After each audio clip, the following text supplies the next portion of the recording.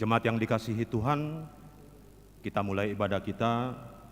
Kita bernyanyi dari Kidung Nyanyian HKBP nomor 11 ayat 1 dan 2.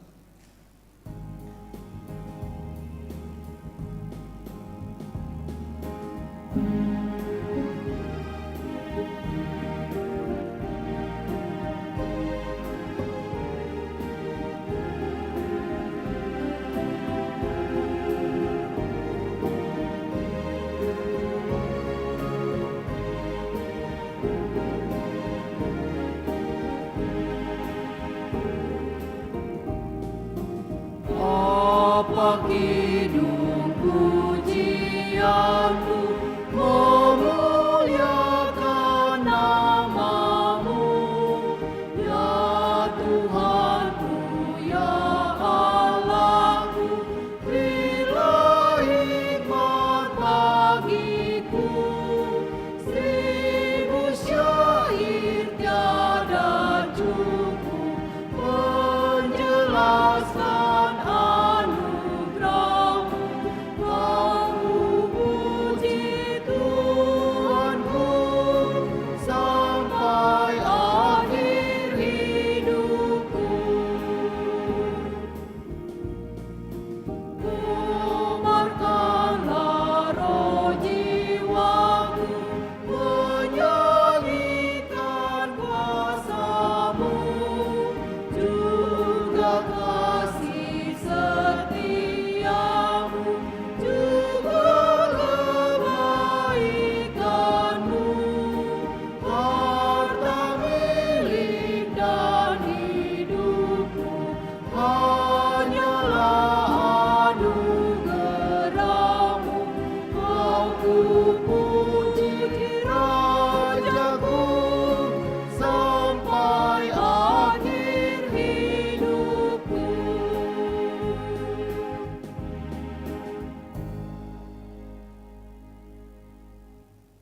Di dalam nama Allah Bapa dan nama anaknya Tuhan Yesus Kristus dan nama Roh Kudus yang menciptakan langit dan bumi.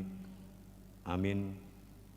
Terpujilah Allah dan Bapa Tuhan kita Yesus Kristus, yang dalam Kristus telah mengaruniakan kepada kita segala berkat rohani di dalam surga.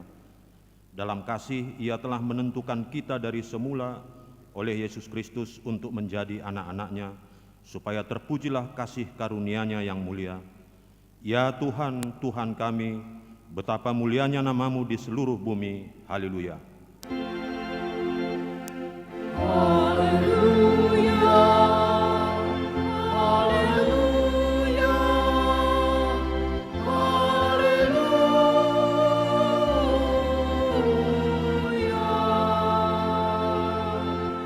Kita berdoa.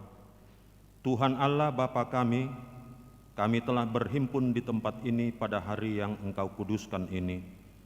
Bukalah telinga dan hati kami, supaya kami dengan sukacita mendengarkan firman-Mu yang kudus, dan agar kami memelihara dan menghayati di dalam hati kami, serta penuh pengharapan berdoa kepadamu.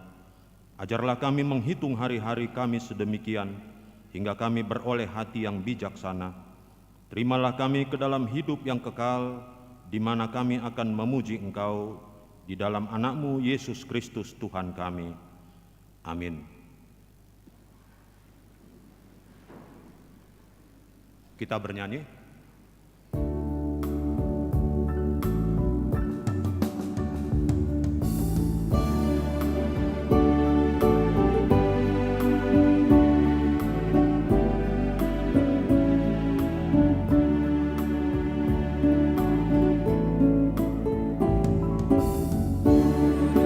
Kudus, kudus, Tuhan Maha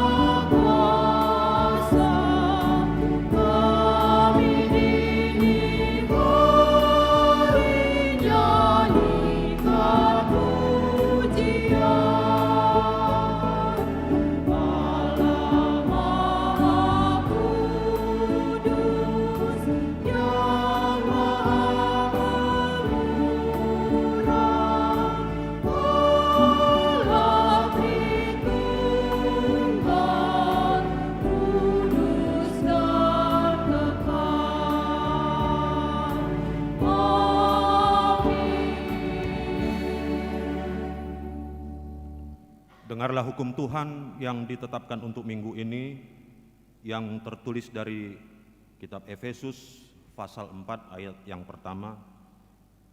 Sebab itu aku menasihatkan kamu, aku orang yang dipenjarakan karena Tuhan, supaya hidupmu sebagai orang-orang yang telah dipanggil berpadanan dengan panggilan itu. Demikian hukum Tuhan. Untuk itu marilah kita memohon kekuatan untuk diberikan Tuhan dalam melakukan hukum-Nya. Ya Tuhan Allah, kuatkanlah kami melakukan yang sesuai dengan hukum-Mu. Amin. Kita bernyanyi.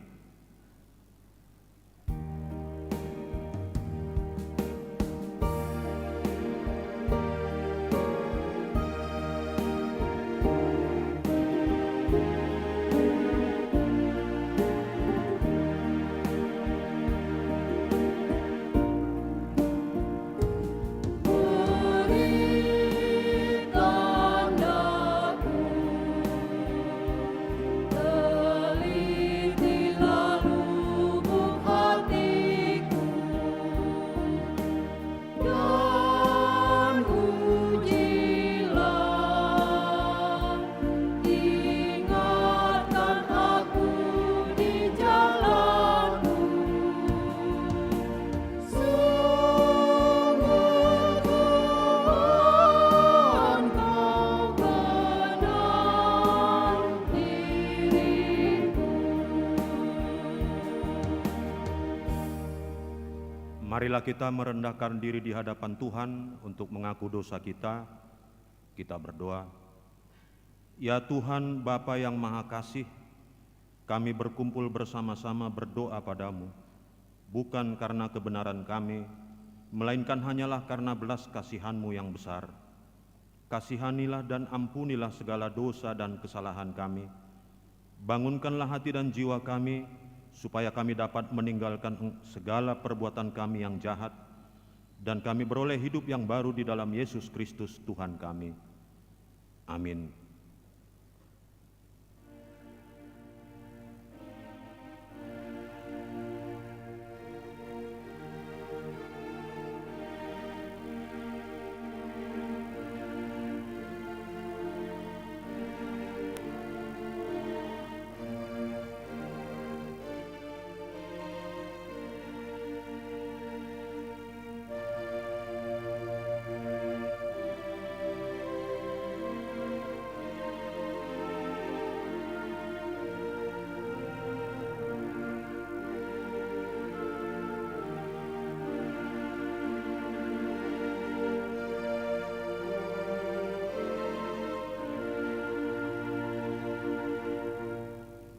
Dengarlah janji Tuhan tentang keampunan dosa kita.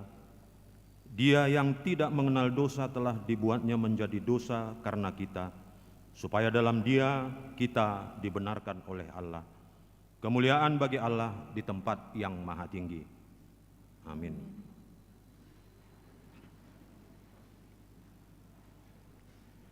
Kita bernyanyi.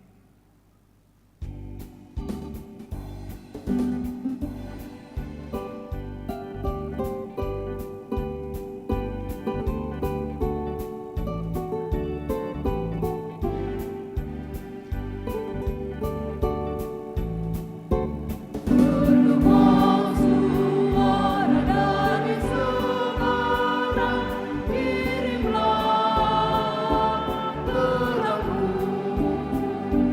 Banyak jiwa darah dosa mengarang, kirimlah terang-Mu.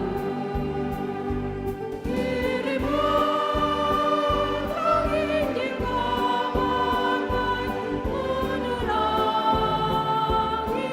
gelap. Kirimlah Injil damai, bangunkan yang terlelap.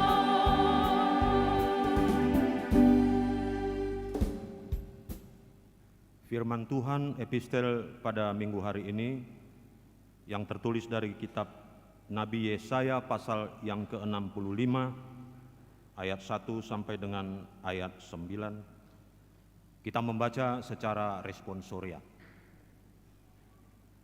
Aku telah berkenan memberi petunjuk kepada orang yang tidak menanyakan aku. Aku telah berkenan ditemukan oleh orang yang tidak mencari aku. Aku telah berkata, ini aku kepada bangsa yang tidak memanggil namaku. Sepanjang hari aku telah mengulurkan tanganku pada suku bangsa yang memberontak, yang menempuh jalan yang tidak baik, dan mengikuti rancangannya sendiri. Suku bangsa yang menyakitkan hatiku senantiasa di depan mataku, dengan mempersembahkan korban di taman-taman dewa, dan membakar korban di atas batu bata.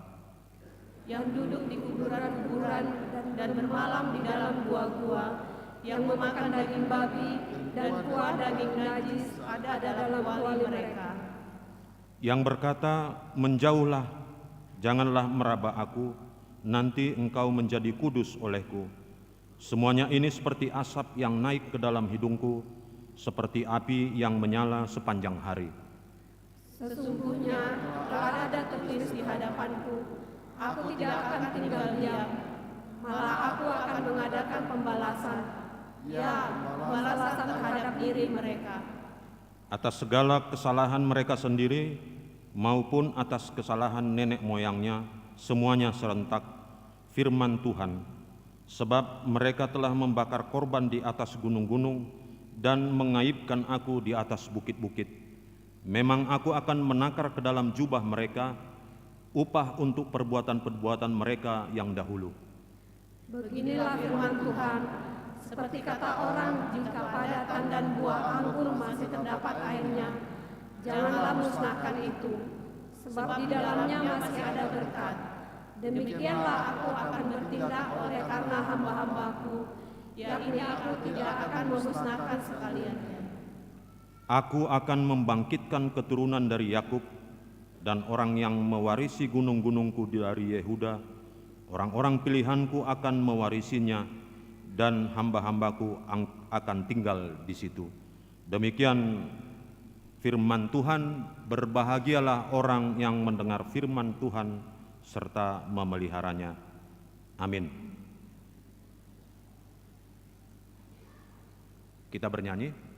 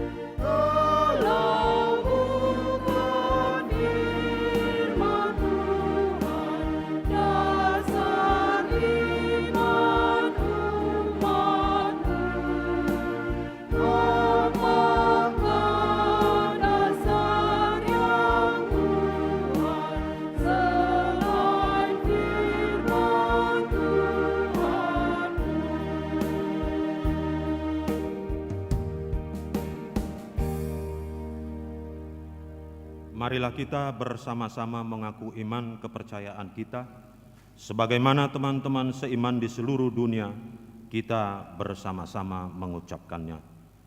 Aku percaya kepada Allah, Bapa yang Maha Kuasa, Khalik langit dan bumi.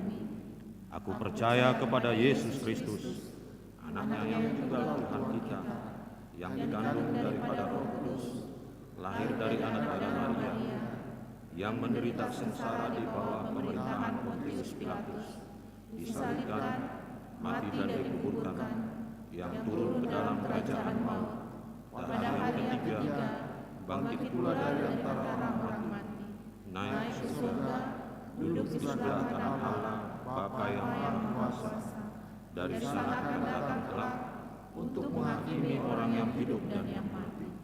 Aku percaya kepada Roh Kudus dan adanya satu gereja yang kudus, persekutuan orang kudus, pengampunan dosa, kebangkitan daging, dan hidup yang kekal. Amin.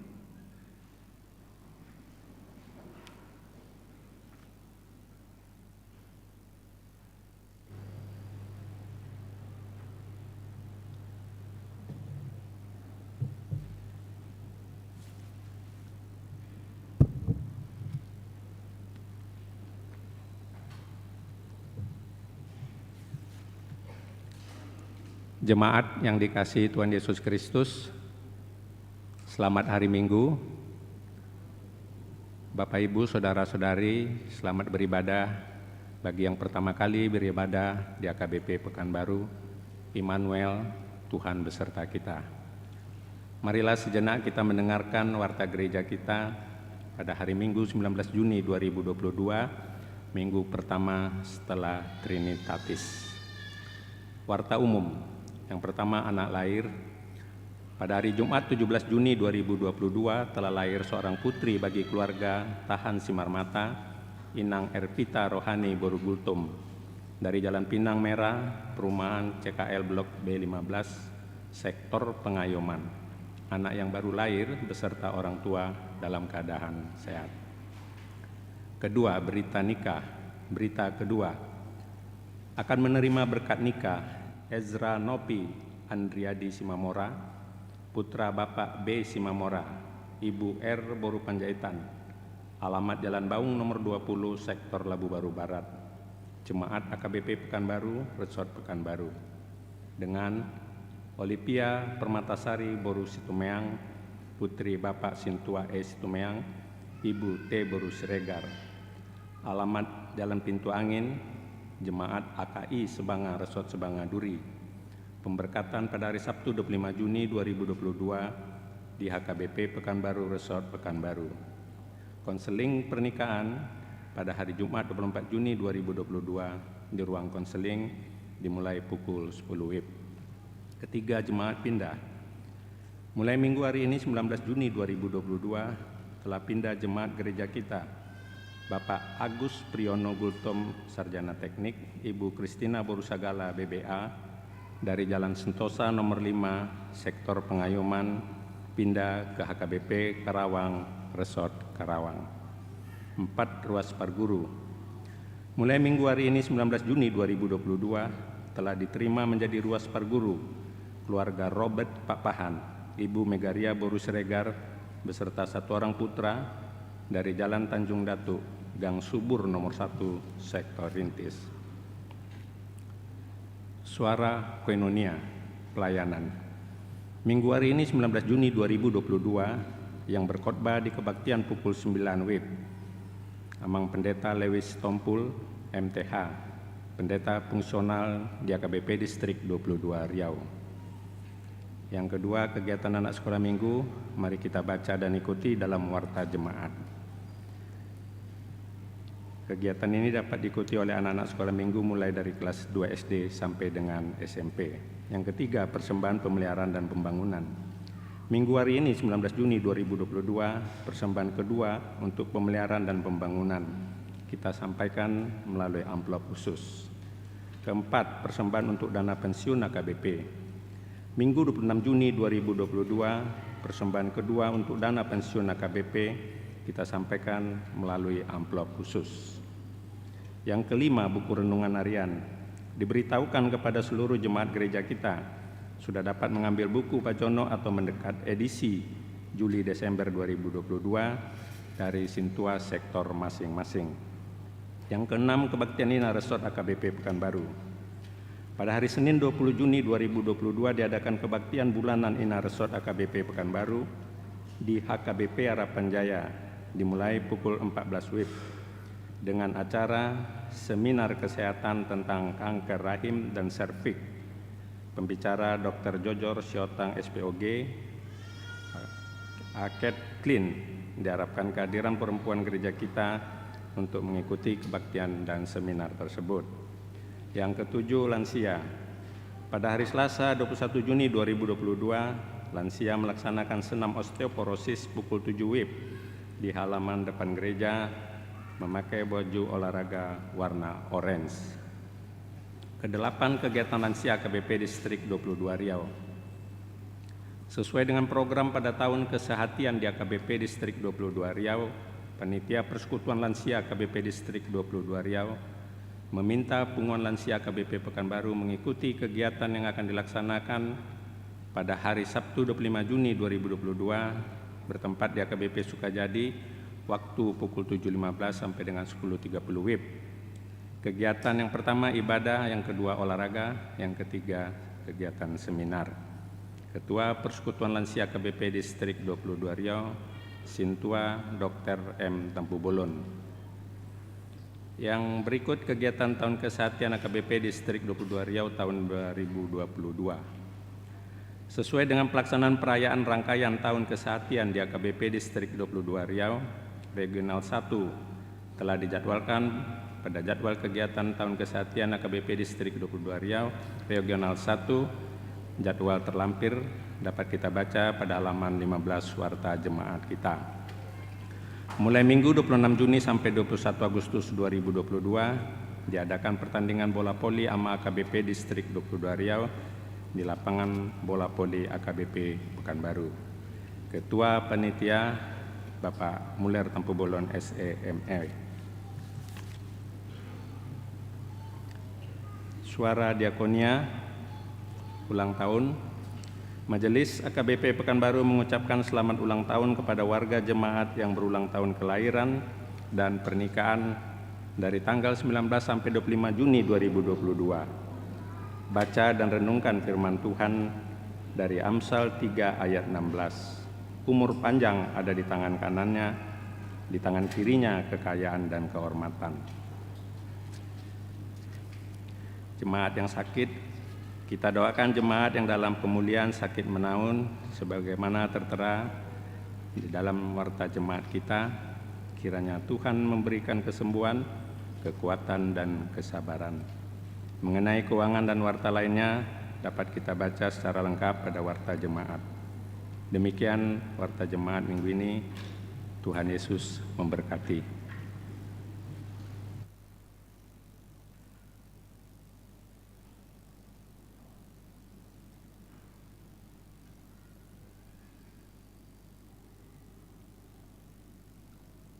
Kita bernyanyi.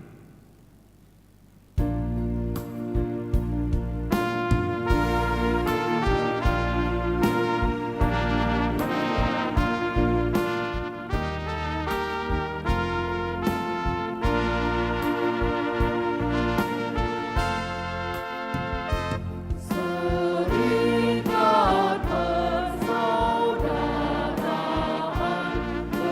berdirilah teguh.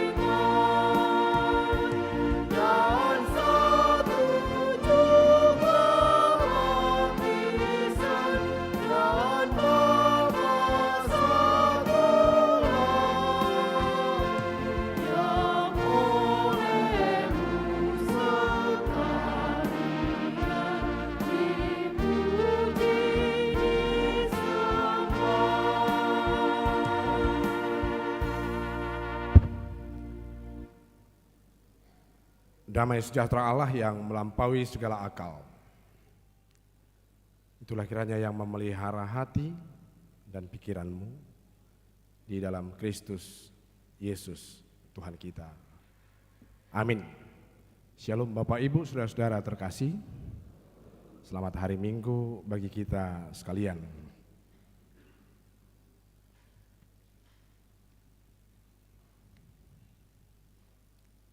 Bapak Ibu, saudara,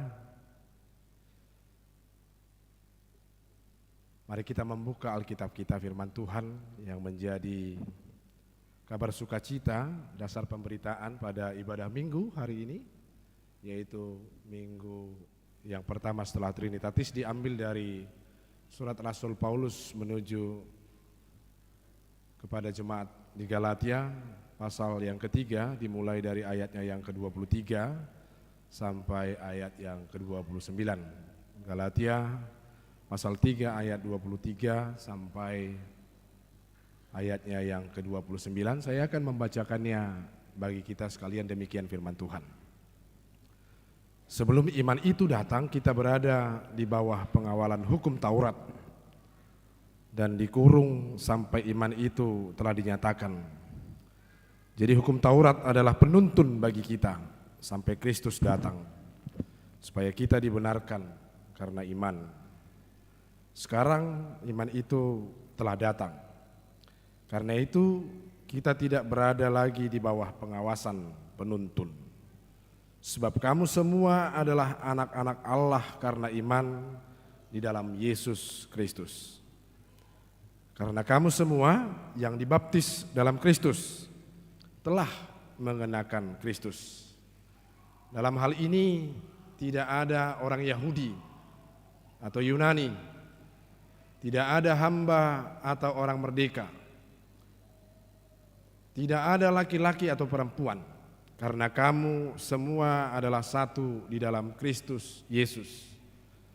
Dan jikalau kamu adalah milik Kristus, maka kamu juga adalah keturunan Abraham dan berhak menerima janji Allah. Demikian firman Tuhan. Bapak Ibu saudara, mereka yang berbahagia adalah mereka yang mendengar serta melakukan firman Tuhan. Namun sebelum kepada pesan melalui khotbah ini, Bapak Ibu saudara, walaupun saya tahu, namun tidak banyak dari kita yang hadir di tengah-tengah peribadatan ini sudah mengenal saya secara pribadi. Saya dapat melihat beberapa wajah yang benar-benar saya kenal, namun ada baiknya juga saya memperkenalkan diri di tengah-tengah peribadatan kita hari Minggu ini sebagai sebuah bentuk komunikasi awal bagi kita di tengah-tengah persekutuan ini, karena saya merasa bahagia dapat melayani ibadah pada ibadah Minggu di HKIP Pekanbaru ini. Sebagaimana warta jemaat menyebutkan tadi bahwa saya adalah Pendeta Lewis Sitompul dan istri saya Boru Sinaga. Kami dikaruniai 3 orang anak, 2 anak perempuan dan 1 anak laki-laki. Dan 5 bulan terakhir ini saya melayani di kantor distrik HKIP Distrik 22 Riau. Sebelumnya melayani di Resort Maranatha Payung Sekaki. Jadi saya sudah beberapa waktu berada di Pekanbaru ini, sehingga di antara kita ada beberapa yang sudah mengenal dalam berbagai kegiatan dan event gereja. Saya rasa Bapak Ibu saudara itu adalah perkenalan singkat bagi kita, dapat kita lanjutkan nanti setelah pesan yang paling penting melalui khotbah kita pada saat ini. Bapak Ibu saudara, Paulus membuka pengajarannya kepada jemaat di Galatia. Di Galatia pasal 3 ini, jika Anda melihat pada pasal 1, dan mungkin itu sesuatu yang tidak umum dengan mengatakan atau pengalamatan dari suratnya di Galatia ini bahwa orang-orang yang ada di Galatia disebut sebagai orang-orang yang bodoh. Ini cukup keras. Apalagi dalam konteks kebatakan, status itu sangat penting. Jangan sempat ada orang mau atau dapat merendahkan kita. Kemanapun akan dikejar. Saat tunapa Jepang di tanah rarape sehali siap do. Karena status itu begitu penting.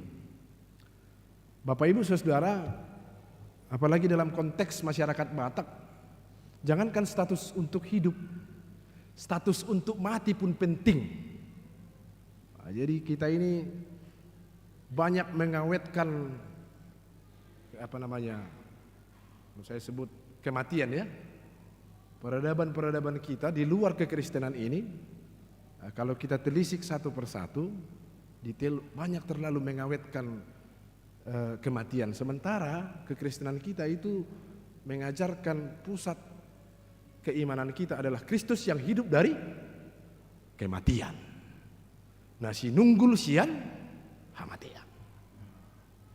Jadi gereja itu harus menjadi pemberitaan tentang hidup, memberi harapan, memberi sukacita, hidup di dalam kesatuan.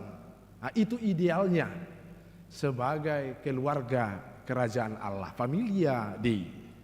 Nah, ini istilah dari Rasul Paulus, Bapak Ibu, saudara-saudara. Dan itulah yang diceritakan dalam teks serta konteks dari surat Galatia ini. Bagi orang Batak dan bagi siapapun, terlebih pengalamatan dari surat ini tentang status itu penting. Saya katakan tadi, jangankan status semasa kita hidup, apa pekerjaan kita, apa yang melekat dengan kita, di mana kita tinggal, itu melekatkan nilai-nilai tertentu kepada seseorang. Bahkan menghubungkan ke nama seseorang pun itu juga kadang-kadang meningkatkan kualitas status seseorang. Saya katakan tadi, bagi orang Batak itu penting status untuk mati tidak jarang, berarti sering ya. Berarti sering terjadi. Saya melihat dalam diplomasi di adat-adat Batak bahwa pihak keluarga memohonkan, mengelek kepada pihak hula-hulanya karena sudah berumur 80 tahun, 75 tahun pada saat meninggal. Tapi kebetulan ada anaknya yang belum menikah. Dielek komak. Ya nanggu umur nak laus tangyang tameh. Ini menjadi permohonan kita melalui acara ini nanti. Mudah-mudahan dia mendapat jodohnya. Betapa penting status. Jangankan status untuk hidup. Itu juga ditentukan dengan bagaimana dia meninggal. Kalau tangannya begini, biasanya apa menginang? Sari matua kan? Kalau tangannya lurus, sahur matua biasanya, tidak ada beban lagi. Kalau tangannya begini, ini mati banyak beban kali. Jadi banyak orang sekarang mati karena beban, dikejar-kejar berbagai persoalan dalam kehidupannya. Itu dalam masyarakat Batak. Ini saya makanya memberi sebuah contoh tentang status. Bapak Ibu Saudara pasti mengingat sebuah penggalan lagu, sayang disayang, aku disayang Tuhan kan? Aku di apa namanya? Diangkat. Bahasa familiarnya itu adopsi. Karena kita tidak siapa-siapa. Jadi kalau dalam pembicaraan umum kita, kebanggaan kita dengan kesukuan kita, kebatakan kita do Israel nama goi. Kadang-kadang begitu. Dari sisi mana? Dari jalan mana kita? Hubungan apa kita? Mau ditarik dari kedaerahan pun kita tidak akan pernah bertemu dengan orang Israel. Tidak akan pernah. Kita berasal dari Hindia belakang kok. Sejarah terbentuknya bumi ini, terpecahnya dia pada saat gempa global, sehingga bumi ini terpecah-pecah. Kita tidak terbentuk dari struktur juga, kita tidak sedikit pun mirip dengan orang Israel begitu. Tapi kalau sedikit dengan mental Jerman ada, mentalnya ya, bukan orangnya. Jerman itu über alles, di atas segalanya. halak kita, begitu.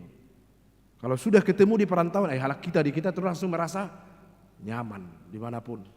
Jadi saya punya pengalaman dalam beberapa, karena saya pernah di Biro Okumene HKBP, kemitraan dengan orang-orang di belahan lain, di kontinental lain, di benua lain. Salah satunya orang Amerika dan orang Jerman, yang mengutus para penginjil ke sini. Kadang-kadang saudara-saudara kita itu di Jerman, kalau kita berbicara dengan bahasa internasional, bukan bahasa ibu mereka, dia tidak mau merespon kita. Nah, itulah uber alesnya, di atas segalanya. Itu terbukti dalam sejarah. Bapak Ibu saudara-saudara, status kita adalah diangkat. Kalau Rasul Paulus dalam seluruh surat-surat ada 13 suratnya dalam perjanjian baru ini, itu sangat tegas. Roma mengatakan, kalau diibaratkan seperti tumbuhan, kita itu dicangkokkan ke batang yang, jadi kita bukan batang yang asli. Bacalah surat Roma, bagaimana status orang-orang percaya di luar keyahudian. Karena keyahudian itu Bapak Ibu saudara-saudara, di samping itu kebudayaan, sekaligus itu sebagai agama mereka. Jadi melekat. Nah, sama itu seperti orang Batak dulu.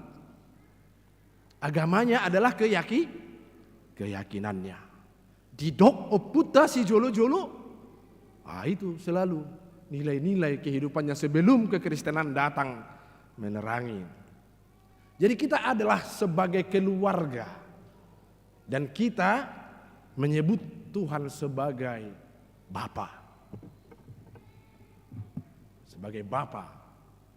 Aleyamang Bapa. Sebagaimana Yesus juga menyebutkan Bapanya yang telah mengutus dia. Jadi ada posisi, ada status seorang ayah dan seorang anak. Walaupun ditegaskan kemudian Bapak Ibu saudara-saudara bahwa tidak ada lagi Yahudi, tidak ada lagi Yunani. Sebenarnya itu menggambarkan tentang pergolakan yang terjadi pada surat Galatia. Tidak ada laki-laki, tidak ada perempuan. Tidak ada, semua equal, rata, sama di hadapan Allah. Sama di hadapan Allah. Saudara-saudara, bagaimana sikap seorang ayah? Tentu kita mengetahui, Bapak Ibu saudara, sekarang kita hidup persis pada pusat peradaban internetisasi. Semua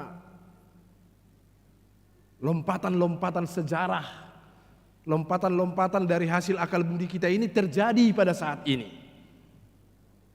Semua yang tidak pernah kita bayangkan yang memudahkan kehidupan kita saat ini sudah terjadi. Namun di masa yang sulit ini, di masa arus yang cepat ini, kadang-kadang kita lupa sebagai apa peran kita. Kadang-kadang sebagai ayah, ibu, keluarga, atau anak. Sangat sulit mendefinisikan bagaimana menjadi seorang ayah di tengah-tengah masyarakat digital internetisasi ini. Karena kebanyakan anak-anak kita itu sudah menerima pengajaran-pengajaran melalui media-media yang ada. Bahkan mungkin sudah jarang mendengar suara kita oleh karena satu dan lain hal. Itulah yang sedang terjadi Bapak Ibu saudara-saudara di tengah-tengah kehidupan ini. Jadi kita harus meredefinisikan fungsi kita masing-masing di tengah-tengah keluarga. Apakah saya sebagai anakkah, apakah saya sebagai orang tua, tugas dan tanggung jawabnya di tengah-tengah kehidupan keluarga. Bapak Ibu saudara-saudara, pada tahun 1989 di Armenia ada seorang ayah mengantarkan anaknya sekolah. Saat dia mengantarkan anaknya persis berada di gerbang sekolah, dia memeluk seperti biasa, baik-baik di sekolah nak. Apapun yang terjadi, ayah selalu hadir denganmu. Ini cinta seorang ayah kepada anaknya. Kemudian dia kembali pulang setelah mengantarkan anaknya. Tidak lama setelah dia sampai, terjadi gempa bumi dengan kekuatan 8,2 skala Richter. Ini sudah cukup kuat. Sehingga meruntuhkan semua gedung sekolah tempat anaknya bersekolah. Kemudian dia cepat-cepat kembali ke sekolah untuk melihat anaknya, karena dia setiap hari mengatakan apapun yang terjadi, ayah akan selalu ada denganmu. Persis di gerbang sekolah itu dia sudah melihat sekolah itu dalam bentuk onggokan gedung-gedung yang sudah hancur puing-puingnya. Tidak ada harapan. Semua orang tua menangis karena melihat onggokan gedung-gedung itu seperti makam dari anak-anaknya yang seharusnya menuntut ilmu di sana. Namun si ayah ini, dia punya pengharapan yang tinggi. Dia selalu mengingat anaknya. Dia sangat mencintainya. Perlahan-lahan, meski itu daerah yang sangat berbahaya karena persis baru gempa, dia membuka satu-satu puing dari runtuhan bebatuan itu. Beberapa dari orang tua yang juga kehilangan anaknya di situ mengatakan it's too late. Ini sudah terlambat. Mereka sudah meninggal. Pulanglah ke rumah. Hadapilah kenyataan. Hingga berlalu 10-12 jam sampai jam ke-36.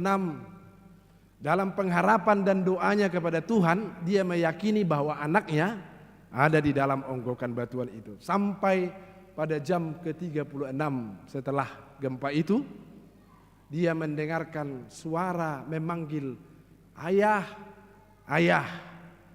Kemudian dia bergegas semakin bersemangat membuka dan memberitahukan kepada orang-orang, alhasil ada 14 anak terkubur namun terlindung di dalam onggokan batu itu.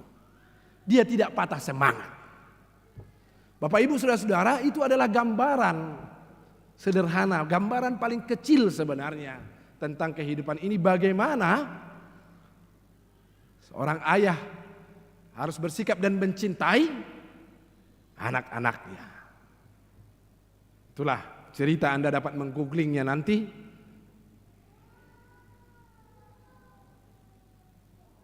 Di internet dan melihat cerita itu. Ayah yang memiliki semangat yang besar.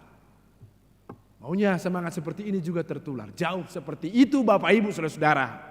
Allah mencintai kita meski kita bukan siapa-siapa. Mau kita buktikan kita bukan siapa-siapa. Dan tidak ada apa-apanya. Kita hanya seonggok daging yang hanya menunggu waktu dan mungkin sangat tidak berharga dari miliaran manusia yang ada di dunia ini. Siapa kita sehingga kita harus menjadi perhatian Tuhan, Bapak Ibu Saudara. Meski berbagai hal apapun dan status apapun yang kita miliki. Tapi terkadang Bapak Ibu Saudara, status yang paling berharga sering kita mengabaikannya. Sering kita mengabaikannya dari Tuhan. Kita tidak ada siapa-siapa, tidak pernah ada. Kecuali dalam buku ND kita disebutkan ada orang-orang Batak sebagai sasaran kasih Tuhan. Tidak pernah Tuhan berjanji sama nenek moyang kita. Tidak pernah. Tidak pernah Tuhan berjanji sama nenek moyang orang Batak untuk menyelamatkan. Dia hanya berjanji kepada Abraham, Isa dan Yakub. Jadi bangga, pantas mereka harus berbangga diri karena Tuhan sendiri yang berjanji kepada mereka. Entah bagaimana caranya nanti, tidak perlu, itu juga tidak menjadi bagian kita Bapak Ibu Saudara-saudara.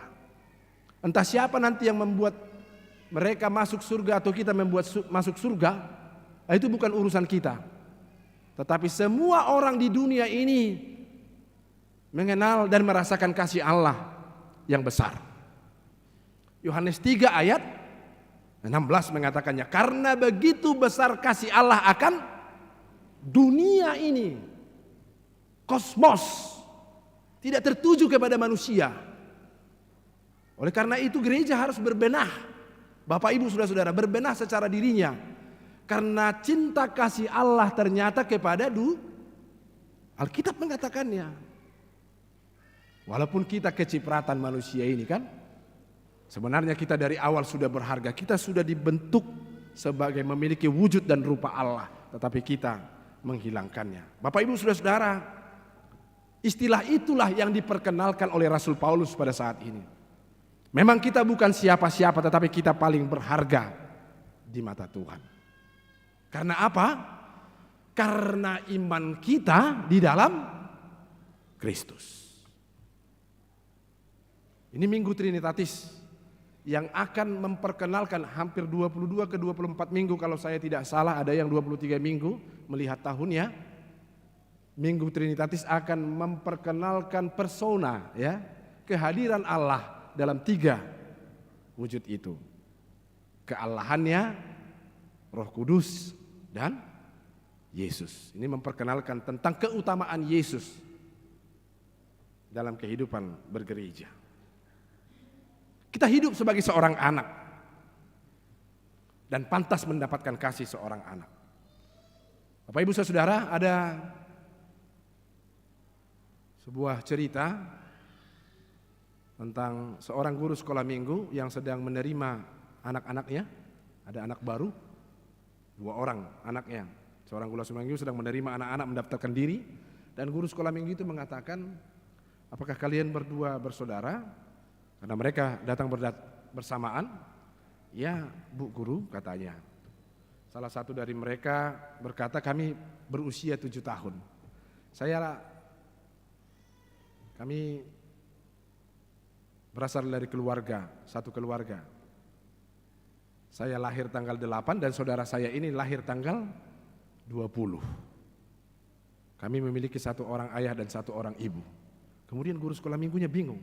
Bagaimana bisa dalam sebuah keluarga ada 2 orang anak, 1 lahir tanggal 8 April, 1 lahir tanggal di bulan yang sama dan pada tahun yang sama.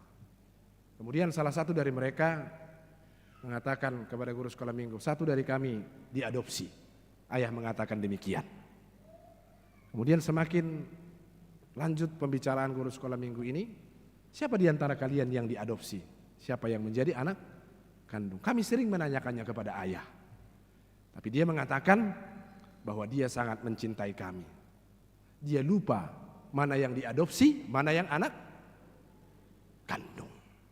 Saudara-saudara, demikianlah gambaran kasih Allah kepada kita, orang-orang berdosa. Memang dulu kasih Allah itu tertuju kepada orang-orang Yahudi, tetapi melalui Kristus kita dicangkokkan, kita diadopsi, kita diangkat menjadi anaknya. Kita persis menjadi penerima warisan keselamatan hidup yang kekal. Jadi bukan sekedar status seperti yang saya ceritakan tadi. Ada sesuatu hal yang akan kita terima ketika kita menjadi anak-anak Allah di dalam Kristus. Ada satu hal yang kita terima. Apakah nenek moyang kita penerima hukum Taurat? Tidak. Dengan cara apa kita memiliki keterhubungan dengan Allah? Coba. Ada yang dapat menjelaskan? Dengan cara apa kita memiliki keterhubungan dengan Allah? Apalagi kita menyebutnya sebagai Bapa kami yang dari mana jalanmu menyebut Bapa kepada Tuhan semesta alam? Namun Alkitab mengajarkan kita, Bapak Ibu Saudara-saudara, berulang kali keterhubungan kita dengan orang lain, keterhubungan kita dengan Allah itu adalah sebagai keluarga kerajaan Allah. Jadi ada 2 kata penting tadi. Kita diangkat, diadopsi, no matter what. Tidak peduli kita siapa, apa warna kulitmu, apa pekerjaanmu, bagaimana kehebatanmu, apa status yang sedang berada. Karena itu cepat berubah, sehebat apapun Bapak Ibu Saudara. Status yang melekat dalam diri kita ini itu yang paling cepat berubah. Bahkan pada detik ini dan waktu ini. Yang tetap kekal dalam kehidupan kita yaitu perilaku dan iman kita kepada jabatan. Itu paling cepat, ya kan? Ini baru reshuffle kabinet. Betapa cepat.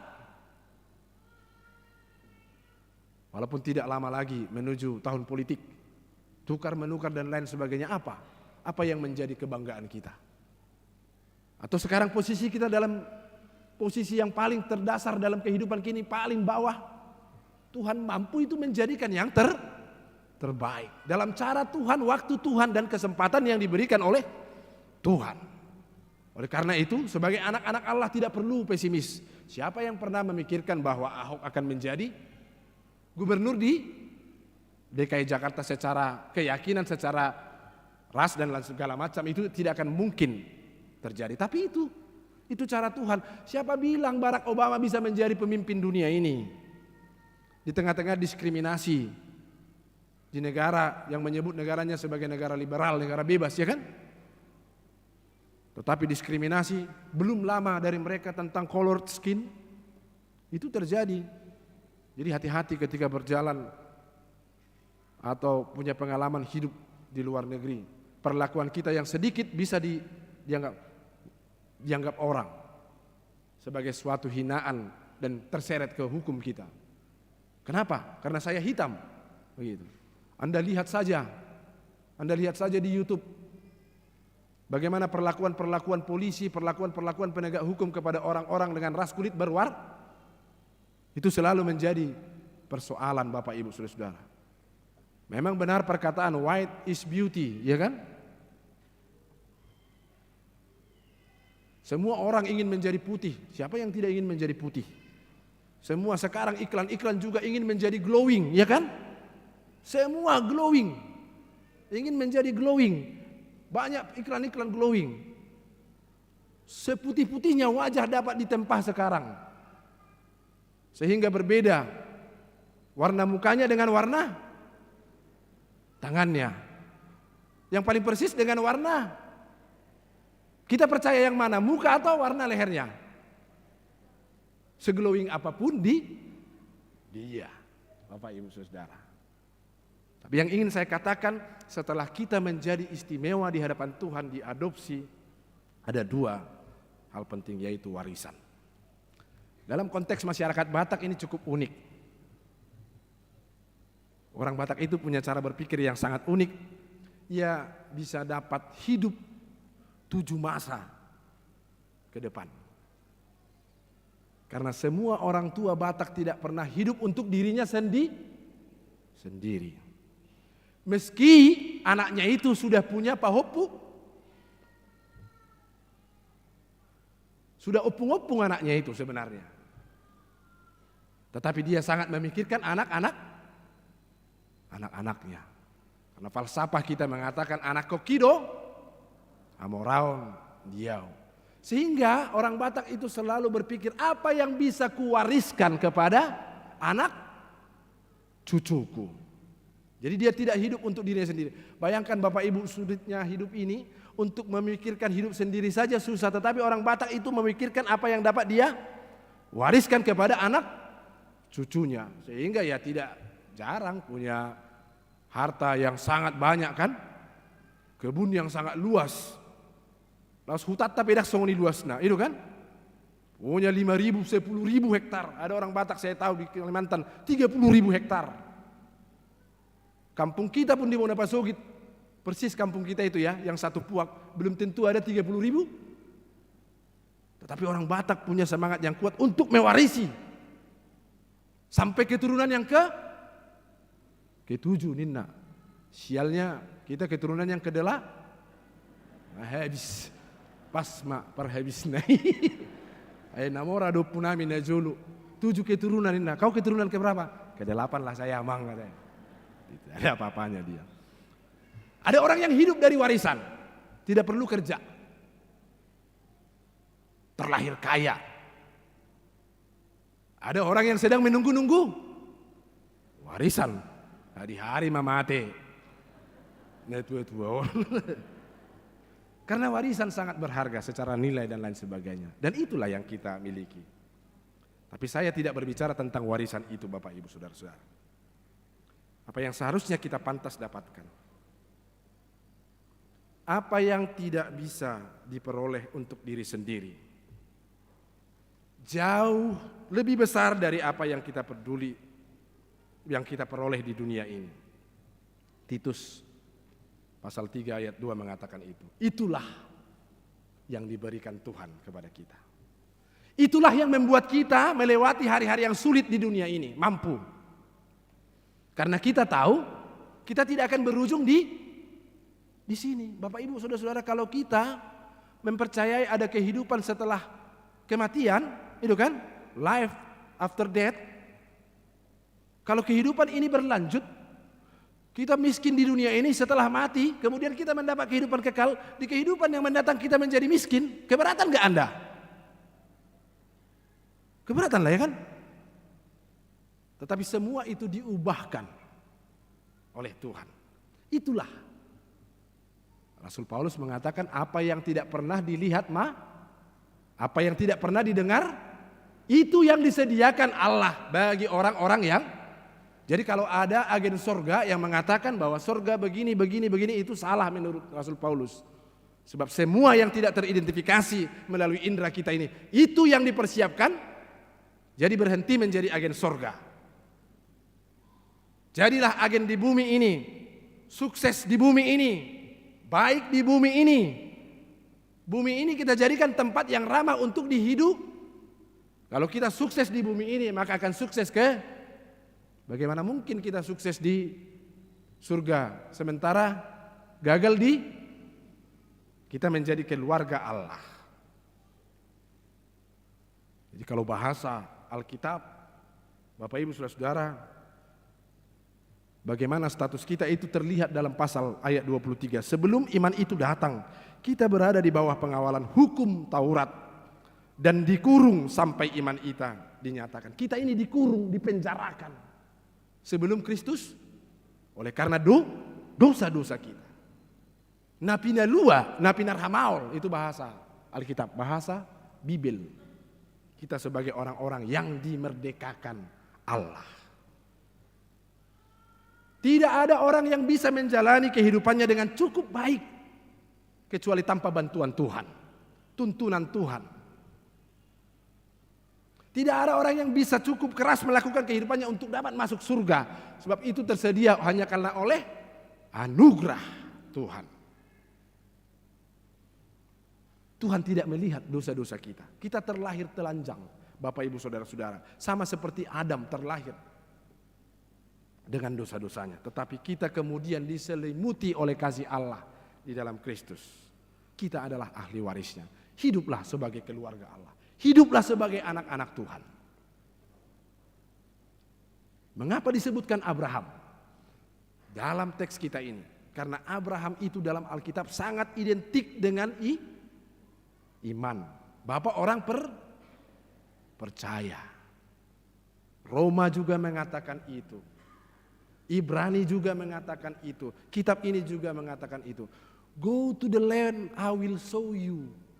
Pergilah ke tanah yang akan kutunjukkan kepadamu. Imannya mendahului rasionya. Imannya mendahului pikirannya. Dia percaya kepada jalan dan cara Tuhan dan waktu Tuhan. Saudara-saudara, apapun keberadaan kita, tentu pada kondisi dan situasi yang sulit ini, kita memiliki berbagai pergumulan, entah itu dalam sakit penyakit, entah itu dalam persoalan keuangan, ekonomi, pekerjaan, ada banyak yang membebani kita. Tetapi jangan jadikan itu sebagai sebuah alasan untuk meninggalkan yang paling berharga. Harga kita sangat mahal. Kita sangat mahal ditebus oleh Tuhan. Semua tanpa terkecuali, no one, tidak ada yang tidak dikasihinya. Tidak ada yang luput dari situ. Berharga di mata Tuhan. Semuanya tanpa terkecuali. Dia tidak melihat status. Dia melihat kita dari keberdosan kita dan kita diampuni, hanya itu. Sebagai keluarga Allah, hiduplah sebagai gereja yang memiliki misi. Hiduplah sebagai keluarga pribadi yang mau dipakai Tuhan. Karena kita sudah menerima berkat yang paling besar dalam kehidupan kita. Selamat hari Minggu, Tuhan memberkati, amin. Bapa di surga, Tuhan yang kami sembah di dalam nama anak-Mu Tuhan Yesus Kristus, kami kembali bersyukur dan berterima kasih atas kasih karunia dan anugerah yang kami terima dalam kehidupan kami. Firman-Mu mengatakan kepada kami dengan tegas bahwa Engkau mengangkat kami menjadi anak-anak Allah. Kami yang tidak siapa-siapa menjadi berharga di hadapan Tuhan. Kami yang seharusnya tidak mewarisi apapun tetapi mendapatkan hal yang paling berharga karena Kristus, karena iman kami kepadanya. Tidak ada usaha pekerjaan apapun yang kami lakukan. Biarlah kami Tuhan menghidupi itu, mempercayai itu dalam kehidupan kami masing-masing.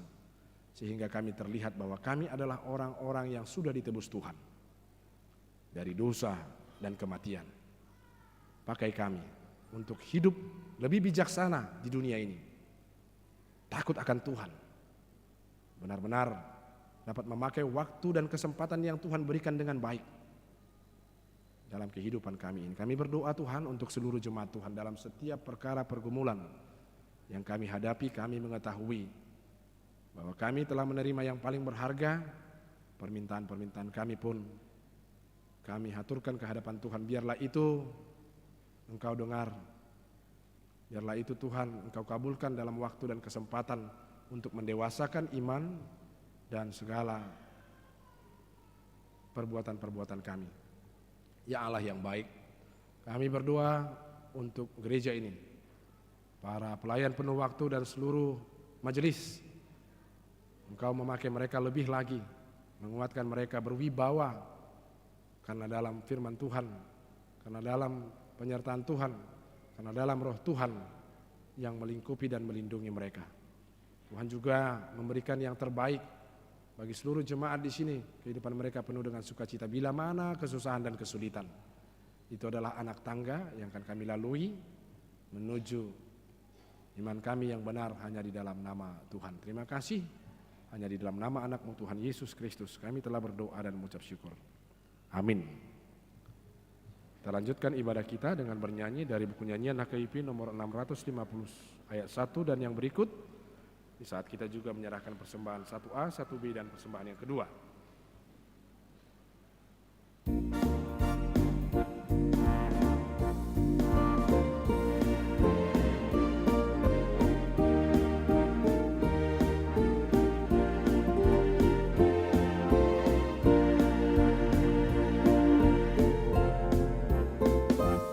Kasih-Nya mempersatukan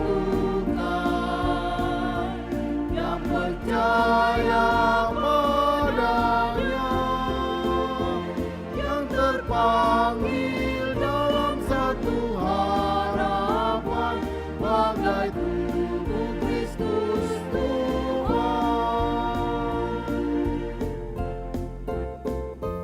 Hanya satu pengharapan bagi yang dipanggil Tuhan, pelihara kesatuan rohnya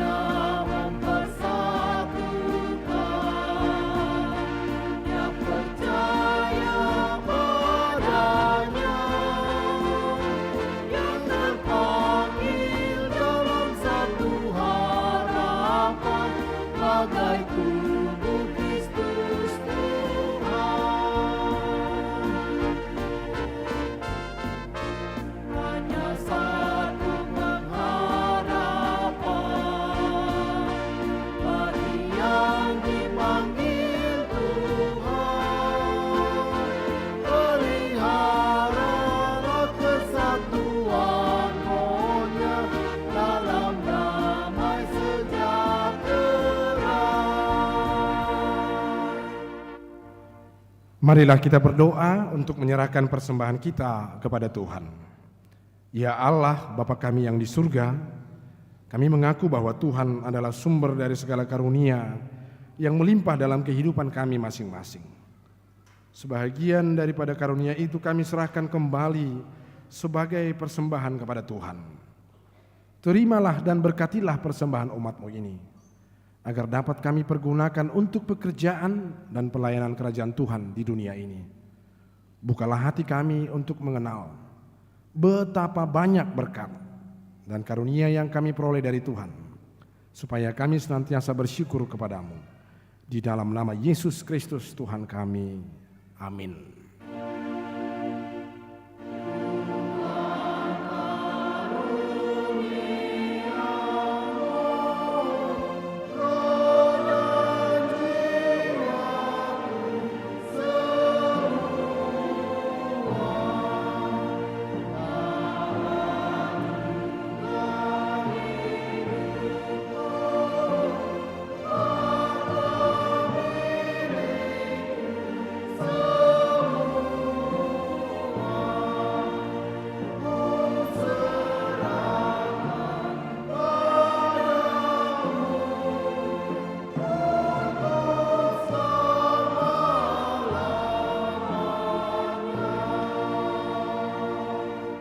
Bapa kami yang di surga, dikuduskanlah namamu.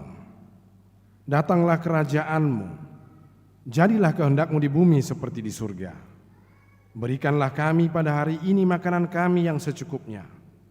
Dan ampunilah kami akan kesalahan kami, seperti kami juga telah mengampuni orang yang bersalah kepada kami. Dan janganlah membawa kami ke dalam pencobaan, tetapi lepaskanlah kami daripada yang jahat.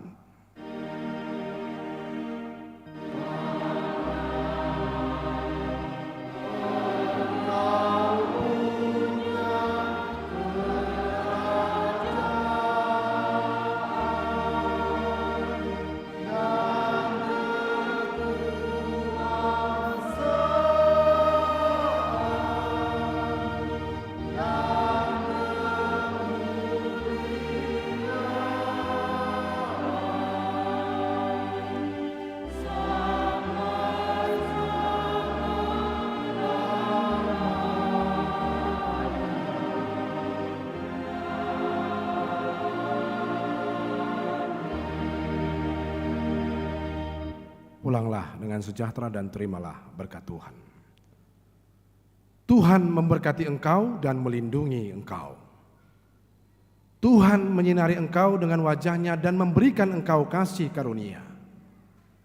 Tuhan menghadapkan wajah-Nya kepadamu dan memberikan engkau damai sejahtera. Amin.